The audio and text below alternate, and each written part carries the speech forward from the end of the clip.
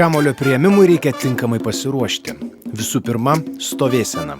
Startinė pozicija prieš kamuolio priėmimą turėtų būti 2–2,5 metro nuo galinės linijos. Kamuolį reikia priiminėti 1,5 metro atstumu nuo tinklo ir ne į partnerio pusę, o į viršų ir į priekį link tinklo.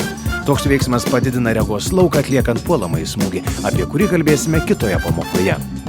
Prieinant prie kamuolio reikia daryti smulkius žingsnelius, o ne didelius šuolius. Visuomet jauskite, kaip juda jūsų kojos. Nepamirškite, jog labai svarbu stebėti ir nuspėti kamuolio kritimo tašką prieš jį priimant. Nekelkite rankų aukščiau pečių juostos.